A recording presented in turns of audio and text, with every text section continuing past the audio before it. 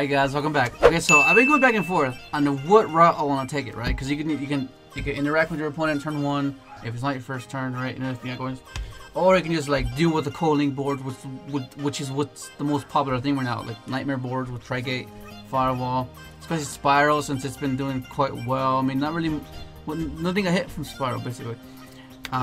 So whether do you want to disrupt them, deal with the end board, and you feel like that's good enough. But it's just that this goes so well with the deck itself. Of course, I'm thinking, speaking of Dark Dino, right? Like, all you need to do is, okay, disrupt them. All you need is top deck 1 card, and you have a board establishment. Like, that's insane, right? Manipulate their moves, their turn, even in the most vulnerable scenario possible. And you can top deck any of these, right? You can top deck any of these. And this will give you pill, yeah, like that's insane. And the constant pressure of being able to do that can be really overwhelming, yeah.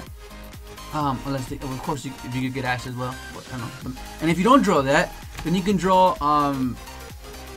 cards that basically a 2-card thing where it gets you the pill, right? And it gives you another movement. Like your deck is basically all dark.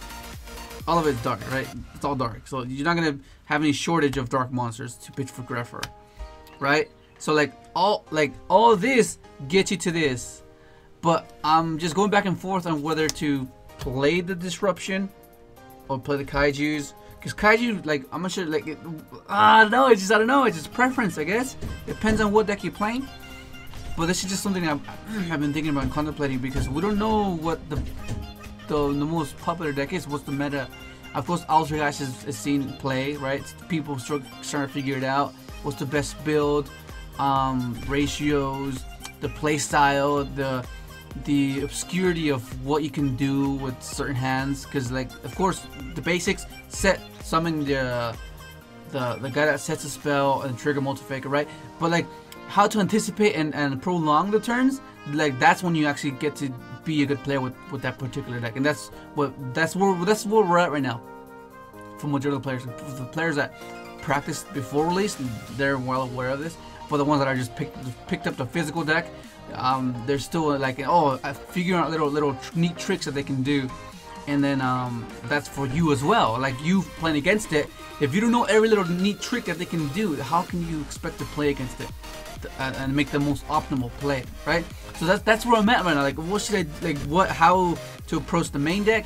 What text can you main deck? What text can you side deck? You know, and which is led me to this. Like, what do I want to do, right? Because Sky Strikers are out, and they're pretty insane. They overwhelm me with the immense of resources that they have with their spells. Like, with their spell alone, they have double effects, and that's insane, right? That's crazy. When a singular card has multiple actions, it's like, wow, that's the power creep right there. That's the definition of power creep. Like, one singular card can do 2 things, you know. But yeah, that's where I'm at right now. I'm not sure which route to take it, because this breaks the core link boards. And what the heck?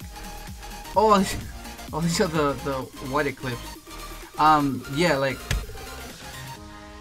Sky Strikers. I was trying out the for hire Sky Fangs, the for hire, and they're actually not bad. There's some pretty cool plays that they can do, because they have like the 2 interactions would be the one that negates spells or traps, the one that negates monster effects. It's pretty cool because they can like just summon special, and then pitch it for hire, right? And then they have their own reborn quick play, which is really good. And then you can bring negate, discard, because both the spell trap negator and the effect negator, they're both triggered off by discarding its cost, right? So then you trigger you pitch one of the for hires, bring it back, trigger whatever for hire effect that's on board. Normally the rodent one, where you can search another one, that one's cool. So you would like, it's really cool. Like, there's this play where I was like, okay, there's one of the for hires if a Skyfang is if a for hire monster special summon when it's face up, you can search one. So most of the time I would go, okay, summon, special, and then search, right? Search basically anyone, and then you would just pitch it pitch the monster trap, whichever one you don't have, and then reborn it back, and then special it and search with for hire, add for so you could pitch for it. Like that's insane, dude. I was like, oh, that's not bad at all. Like at all, that's really good. I think someone has to build it, and it's really beast and like Skyfang. It's kind of reminds me of like a wolf or something. So I might give that a go. I might try to build it because it looks pretty cool. But yeah, dude, like it has some potential for sure. But that's where I'm at with this. But like, yeah, because it's 60 cards and all the deck is meant to turbo this and Black Rose, give you these, right? That's basically what the deck's meant to do. Get you to this. And then this gives you Black Rose, and then there's a Yugioh playing. And then the extra deck as well is a bit like, oh, dude. Cause like if I'm maining Kaijus, right, then I wouldn't have the need for Curious, cause that was the main purpose for Curious. But the extra deck is very I guess pretty simple, right? That's what it's meant to be, a simple toolbox. Right? Oh, this card's amazing. So I have 2 slots, right? So I was debating on whether to go to do like a level 6, because like you can do the Yugioh play so consistently because all you need is Knight, and then you can, and the options you have is 5, 6, or 7, right? Because Mary gets reduced and gets you tokens, right? So because since scapegoats is the major thing right now, and the fact that Stardust Charge can attack all special monsters is a big deal as well. It's basically a mini conductor. You can just attack all of them.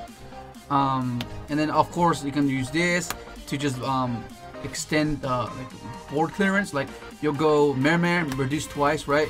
You'll synchron to this, pitch a card, pop something, synchro into any of your 7s, or a Black Rose if you want to be certain that you want it to go off, you know, or just the Utopia package.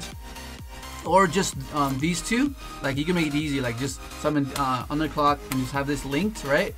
And because this gets over number 41, like on its own, just summon, pitch, you know, and it'll get rid of the hinders. Same thing for this brown egg, or just level 5. It's like, because like against Ultra guys, I really like Samurai Destroyer against them because it's like it negates, well, it doesn't negate, which is they can't activate anything, so it's really good.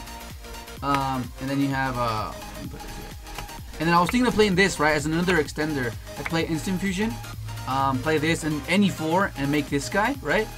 And then it just gives you another pressure, another extender to like pop a card, and you can banish a tuner, and then you can, if it's destroyed, you can add that tuner back, add it back an Ogre, add it back a Veiler, add it back itself, and so you can have what's it called? The Instant Fusion Live, but I guess it doesn't matter though, because you already used 1 anyways. But you know what I mean? I don't know. It's just a lot of things to think about, because I was like, dude, it's just how we're about to take it. It's really like, I don't know. Like you could even play the whale. Like you can make if it once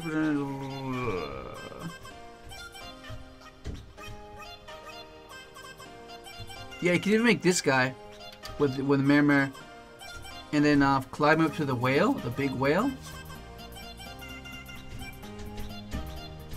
Oh no, I don't think you can, never mind. But yeah, that's where I'm at. And also another thing I'm really considering, because like thinking about what Sky Strikers do and what Ultra Guys does is letting me to go and consider these for sure. Oh, this is here just because it's forbidden. But like, because majority of the time, like when Ultra Guys players like, or any deck for the matter, when they try to bait your conductor flip, they always try to bait your conductor flip. That's what they want to do. Like it's majority of the time, right? They'll try to bait that or whatever, or bait this, whatever.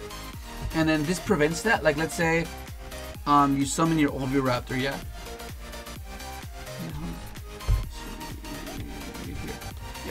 Let's say you go in second, right? Again, Ultra Guys. You summon this, summon Oviraptor, right? And they protocol you.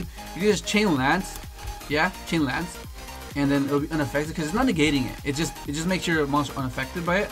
Or against Sky Strikers, You could just activate lands, and then it'll protect it from anything. They can't take control of it. They can't negate it. You know, so it's I'm really liking this. Like just the fact that you can chain to it, and against impermanence as well. Like it's really good. Because that's the majority of the thing. And I like this as well because, like, let's say you can do the 2 routes, right? Let's say you do the protocol play, and you chain lands.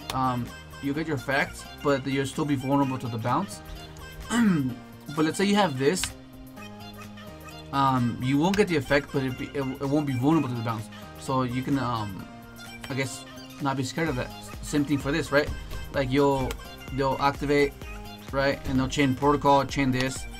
Okay, so then that's fine. They'll trigger the multi-faker.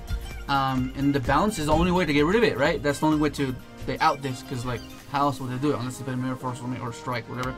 But like just with their consistent scenarios and setups, it's hard to get around that because then you can't bounce this, like you can't. So then you just attack over everything, you know, and that's what I really like about this. It's, I don't know, it's just been something I've been considering. But that's pretty much where I'm at right now. I'm just, I don't know. It's just something I've been playing around with. I don't know. I'm still trying to figure out the junk doppel build. How to do the dark synchro. The dark synchro build. I was trying out with maining this and the dark worm engine. I was trying this as a bait, like just pop and then force something and then have a normal summon, you know, playing Thrasher, playing, you know what I mean, like just finding multiple ways to just make it as consistent as possible, because that's what you want to do. You don't want to just like have a bunch of puzzle pieces and then one key component gets disrupted and you just can't do anything. Like that's what you want to minimize. But I'll try to get this as fast as I possibly can. But yeah, man, that's where I'm at. It's something to consider because this is what I'm playing at the moment. I'm really liking it, and I'm waiting for my you know those desk clamps you can hold your phone, you can record. You know, I'm waiting for that in the mail, so I'll be able to record my games at locals, so it'll be much easier. Because most of the time I have someone recording, and now I could just put it beside me, point it like have it be facing towards, you know. The editing budget better. But dude, that's pretty much gonna be it. Hopefully you enjoyed the video, and thanks for watching.